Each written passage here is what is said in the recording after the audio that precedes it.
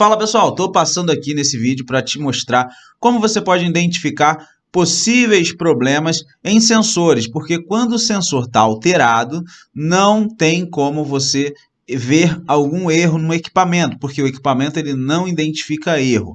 E aí para isso eu trouxe um sensor aqui de um refrigerador que eu fiz aqui uma manutenção, onde o refrigerador estava congelando constantemente em excesso, era um refrigerador de placa fria, mas eu trouxe o sensor alterado dele para cá para mostrar para vocês por que isso ocorreu e como você pode identificar problemas em circuitos com sensores alterados, tá?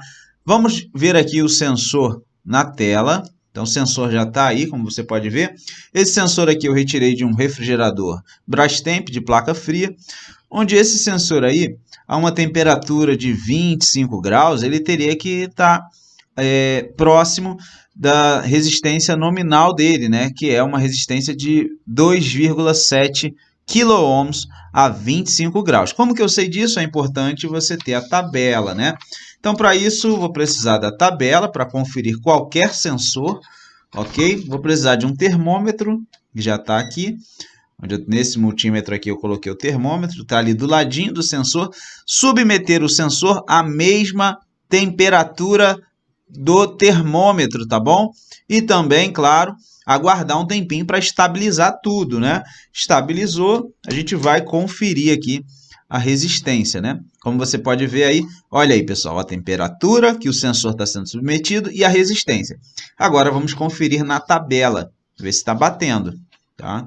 Então, como você pode ver aqui, ó, nós temos 23 graus aqui, 23 graus, ele teria que estar com uma resistência entre 2.741 a 3.131, né? Isso aí na tabela. Se a gente for procurar um valor médio, a gente vai encontrar aí um meio termo entre isso. Mas aqui, ó, olha o valor que ele está apresentando aí, ó.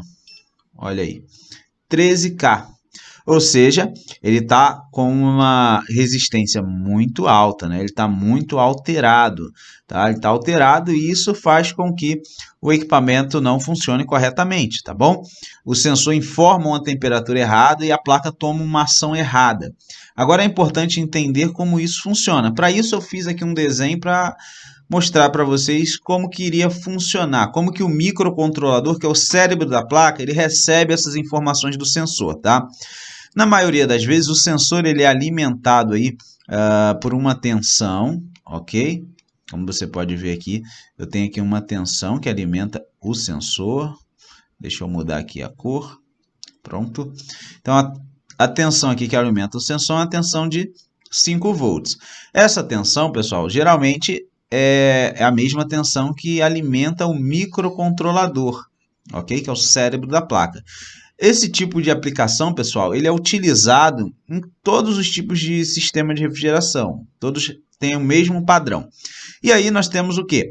Quando o sensor ele é alimentado por uma tensão, essa tensão que alimenta o sensor, ela faz parte de um circuito divisor de tensão, que quando ele entra na placa, ele vai gerar uma tensão de referência, tá?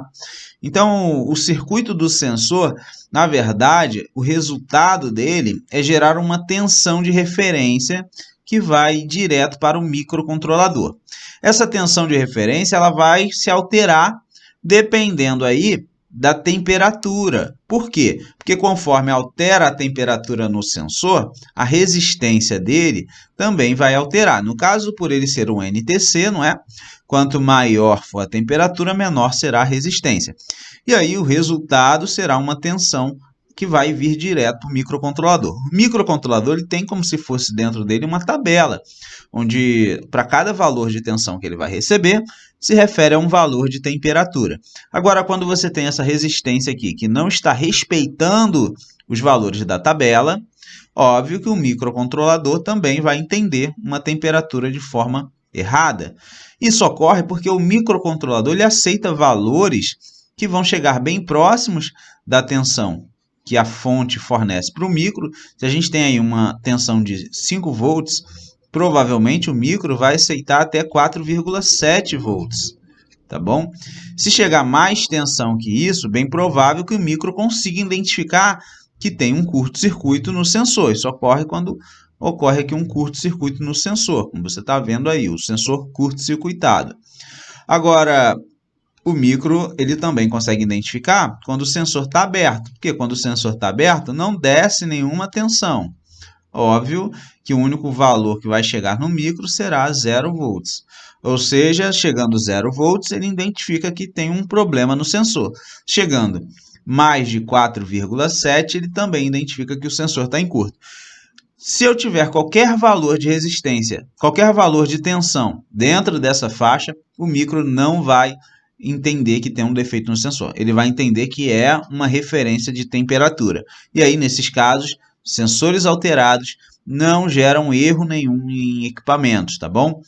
Por isso que é importante sempre medir e conferir. E vocês sabem, né? Sensor alterado, ele gera aí uma série de problemas, né? Como, por exemplo, o equipamento funcionar e parar, o equipamento ele não funciona corretamente, e isso aí tudo pode ser ocasionado por conta de sensor, ou até mesmo nem funcionar, o equipamento funciona, beleza?